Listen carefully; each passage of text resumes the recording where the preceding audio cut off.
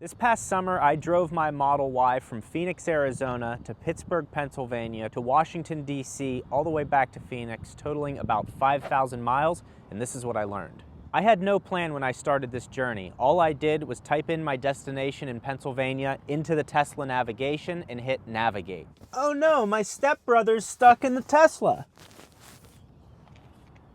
Some of the things that I expected on this journey were not being able to find chargers, chargers not working, and things like that, and that's a genuine concern of a lot of new EV owners, except I got none of that. Open butthole.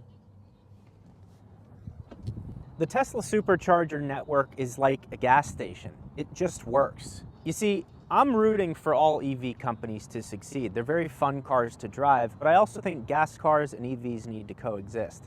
Taking a road trip currently in a non-Tesla is like going to a ghetto strip club. You can't fully enjoy yourself because at any moment you feel like the place could get shut up.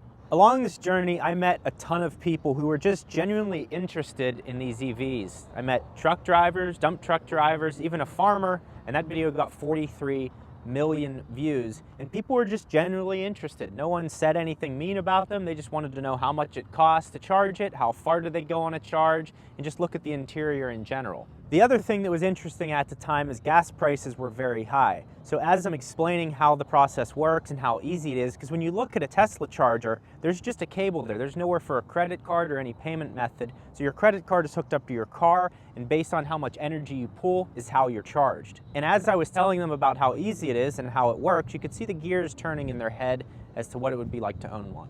Now, although the car doesn't produce emissions, I am not blind to the fact that it is resource intensive to mine the materials needed for the battery, and at the bottom of the supply chain there is forced labor and child labor to mine the cobalt. These people need to be appropriately paid and protected to get a fair wage, and the companies using the minerals from Samsung, Apple, Tesla, just to name a few, can afford it. But it's also impressive to me that since the inception of Tesla, in less than 20 years, they were able to electrify personal automobiles. Without Tesla's success, there's no way we would have viable EVs, especially since the previous king was the Nissan Leaf. Ugh. Now the other thing is, if you drive an electric vehicle and you're looking at people that drive diesels and inefficient gas cars, relax.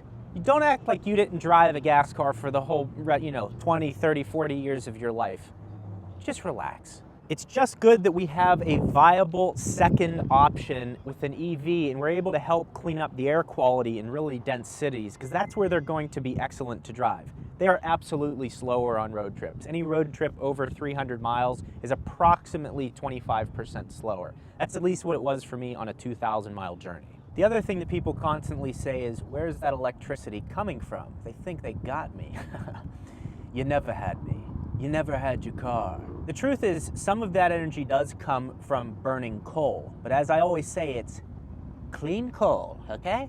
Shut up, Kamala, you're terrible. But what you need to understand is an electric vehicle, 80% of that clean coal that's going into your car is being used to propel the car forward, whereas gasoline, only 20 to 30% of a gallon of gas is being used to propel the car forward because of how inefficient they are. I'll have the details as to where I'm getting that information from linked down in the description so you can check that out. Some nice diagrams, it'll really help you out. So overall, road tripping my Tesla across the country was really smooth. I actually just looked at my charging statistics the other day, and I've gone to 218 separate Supercharger sites, and during that, not one of them has been down. People have said, what's gonna happen when the charging site's down?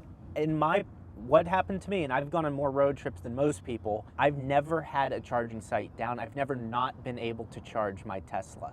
So the Tesla charging network right now is a huge value to Tesla because it's so consistent. So if you're buying another EV like the VW ID4, Hyundai Ioniq, which I think those are all great cars, I just think those should be used locally within a 500-mile range. Almost was an accident back there. I think if you're using that within a 500-mile radius of where you live, you're gonna be fine. If you're gonna be taking a road trip, really probably over the 400-mile range, you might find some annoyance with the charging network, especially if you're driving all around the United States, then I recommend you go with a Tesla. Now, if you're driving all locally, then I recommend that really opens up for you. But as of right now, with the proprietary charging network, if you're gonna drive an electric vehicle that you wanna drive all over the country, I recommend, for the easiest transition, going with a Tesla.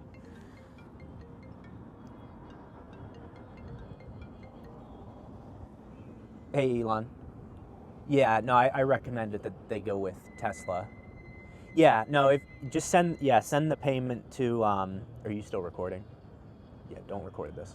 I guess what I'm trying to say in this post is it's great to have options and people will give you a million reasons as to why one is better than the other, but you have to choose what is best for your lifestyle and the journey that you want to create. If you want to watch my road trip series, you can click this video right in the center of your screen to give you an idea of what it's like to take a Tesla road trip. I think you'll really enjoy it.